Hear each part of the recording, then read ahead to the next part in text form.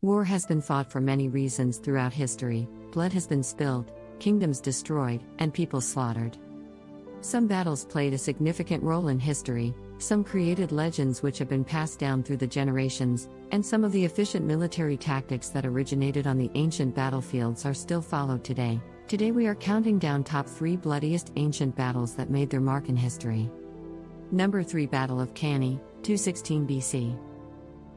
One of the most famous battles of the Punic Wars, the Battle of Cannae established the importance of generalship over sheer numbers, fought between the Roman Republic and the allied soldiers of Carthage, comprising African, Spanish, and Gallic contingents. The course of the conflict was dictated by the tactical acumen of the great Carthaginian general Hannibal. In fact, the battle in itself is still regarded as one of the complete tactical victories achieved by one side, while also accounting as one of the worst defeats faced by the Romans in their usually unblemished history. As for the numbers, there are varying sources that pertain to different figures present on the battlefield. For example, according to Polybius, the Roman fielded over 80,000 men, while the Carthaginian forces were significantly outnumbered at around 50,000. However, more modern estimates put the Roman numbers over 50,000 and the Carthaginian numbers at less than 40,000, thus still maintaining the credible hypothesis that Hannibal was substantially outnumbered.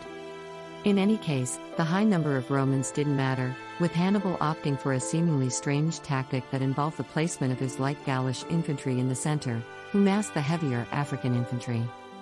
So when the disciplined ranks of the heavy Roman infantry pushed forward, the light infantrymen gave way to gradually disperse at the flanks. This pseudo-retreating ploy actually worked, with the Romans being confident of their push and overwhelming numbers. However, their deep incursion into the Carthaginian lines allowed Hannibal to come up with a crescent formation that gradually enveloped the Roman forces on both flanks. Thus the Romans were finally trapped, and the situation was further exacerbated when the mobile Carthaginian cavalry came up from behind to completely block their escape route. In the ensuing bloodbath, Polybius estimated that around 70,000 Romans met their gruesome deaths. Livy puts the figure at around 55,000, modern estimates put the figure at around 40,000, and 10,000 were captured all in a single day, while Hannibal lost only around 6,000 of his men, mostly the Gauls who bore the brunt of the Roman infantry charge. Now, to put things into perspective, the worst day in the history of the British Army usually pertains to the first day of the Battle of the Somme in 1916, where they lost around 20,000 men. But the male population of Rome in 216 BC is estimated to be around 400,000, thus the Battle of Cannae possibly took away around 1/10 of Roman male population, while Britain had a population of around 41,608,791, 41 million, at the beginning of 1901. Impact: quite exceptionally, the Romans grew to be even more formidable after some years of this disastrous defeat. Part of this recovery had to do with the brilliant generalship of Publius Cornelius Scipio, who actually survived the Battle of Cannae, and had keenly studied the methods of Hannibal. The same strategies were in turn used against the Carthaginian general, to result in a resounding Roman victory at the Battle of Zama in 202 BC. This perhaps underlines Rome's greatest strength, that didn't lie in its arms, but in its unflinching capacity to recover from calamitous circumstances. Number 2, Battle of Kalinga, 261 BC. Epitomizing the crescendo of conquests undertaken by the burgeoning Maurya Empire, that consisted of present-day India, Pakistan, Afghanistan and even parts of Iran, the Battle of Kalinga was fought between the vastly numbered Mauryan forces of Emperor Ashoka and the still unconquered feudal Republic of Kalinga, which was based in the modern state of Odisha in eastern India. In many ways, the conflict alluded to the clash of the infringing empire and the freedom-loving folk, with Ashoka already making a ruthless name for himself in the preceding years of far-flung conquests. As for the numbers game, most sources concur that the battle was a significant event in the annals of Indian history, with Greek traveler Megasthenes pointing out how the Kalinga forces fielded more than 60,000 soldiers and 700 elephants, along with a very high number of armed civilians, while the Mauryan army probably consisted of over 100,000 soldiers. Now, oddly enough, in spite of such high numbers involved in the battle, there is no clear-cut recording of the actual strategies used in the ensuing clash. However, what is certain is the baleful scope of fatalities brought on by the battle, with Ashoka's edicts describing how over 100,000 Kalingans were killed, while Mauryans achieved a hard-won victory.